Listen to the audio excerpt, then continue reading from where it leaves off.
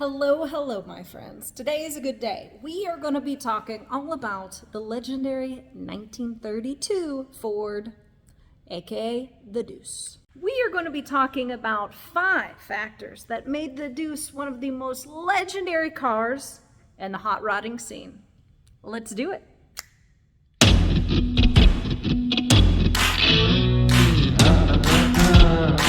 It was truly an auspicious culmination that led the Deuce to being a hot rodder's dream. All right, now these 5 things I'm about to mention, they're not in any particular order of importance, but if you want to put 1 through 5 most important, write down in the comments. Go ahead and do that. Number 1, Ford's steel reinforced body. The perfect platform for hot rodding. Important thing to note was, what were cars comprised of before? Well, they were wood and steel frames. And what did that mean? Well, cars usually succumb to natural elements, moisture, heat, termites. But those Ford steel bodies made the cars last longer, meant that later on down the timeline, you are much more able to find one of these 32 Deuces in a junkyard without that much deterioration, just waiting for a hot rodder to scoop them up. The innovative steel body platform was shared between 2 cars, the Model B and the Model 18. And between those 2 cars, you could get a couple of different types. You could get the coupe, 2-door sedan, 4-door sedan, phaeton, roadster, cabriolet. And naturally, the roadster was the most popular among hot rodders. Why? Well, if you are chopping and making things lighter, there's not much to cut off of a roadster. Number 2 is the Ford Flathead V8. At the time, Ford was in heavy competition with Chevrolet. Henry Ford was not going to get left in the dust. He wanted to create a more powerful and reliable engine. What he did was he put 4 teams against each other, and he gave them kind of arbitrary random rules. Each one had different specifications.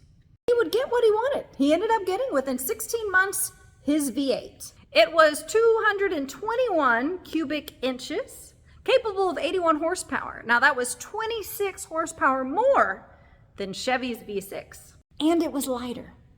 Naturally, when you expedite something like an engine, there's going to be a couple of kinks. And they did have a few issues. Piston failure, and in certain cases, the engine cracking apart in half. Also, why the V8 was a big deal? Well, before then, the working man didn't have the opportunity to buy a V8. Mostly V8s at the time were only a rich man's dream. Number 3, mass production. What was Ford good for? Mass producing, right? The production line. The first year they sold 300,000 models, all right?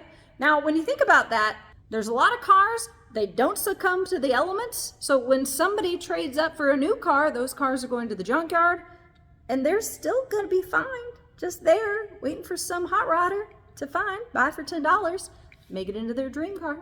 Numbers are hard. Number 4, timing.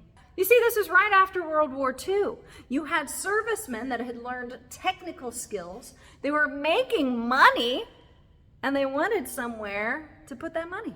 They had the skills, and they were looking for a hobby to produce the thrills. I want to say that hot rodding was popular before World War II, but it really blossomed after it. You see, the servicemen who had received technical training while supporting the war effort, well, they realized when they would go into junkyards, there were these steel reinforced bodies, and they could purchase them up for $10, take them home, hot rod them, go out and race them. And with that, number 5, cultural popularity. Hot rodding culture would spread like wildfire. The hot rod would be featured in television at the time and music, like the Beach Boys' Little Deuce Coupe. And not only was it an avenue for personal creativity, but it was a way to go fast. And it was during this time that the dry lakes of California became a proving ground for hot rodders that wanted to go fast. Why were the dry lakes such an attractive spot for hot rodders and people just looking for speed? Well, it was kind of removed from any dangers. No pedestrians, no stoplights, and no police cars. You could just go out there and haul. And 2 of the most popular dry lake beds were Merak and El Mirage. And it was on those dry lake beds that the Southern California Timing Association was born. And with the birth of the SCTA, it allowed the motorsport regulation and safety. It is the combination of those 5 factors that led the 1932 Ford, aka the Deuce, to being one of the most iconic hot rodding cars of all time. Steel reinforced bodies, the Ford Flathead V8, mass production, more cars left around to hot rod, timing, the servicemen coming over with and actually having money to spend on something, and the cultural popularity. Which one of those do you think was the biggest contributing factor? Which of those 5 do you think was the most important? Are you going to leave this video with Little Deuce Coupe stuck in your head? Next video topic, I actually already know what it is because I covered it on our radio show today. It is AMC's AMX3.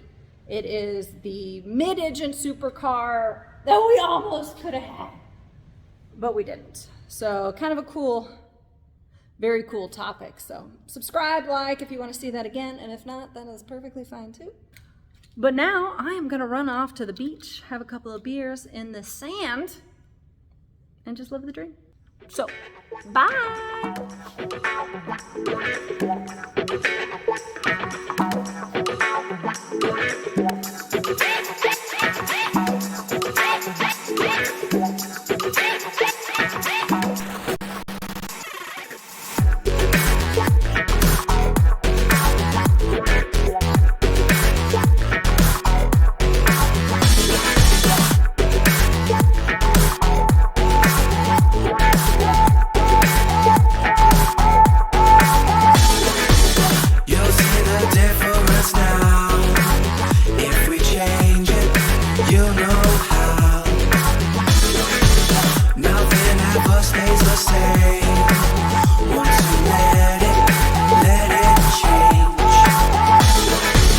It's like a family tree, part of you and part of me. And if we should separate, go your own way, I won't wait.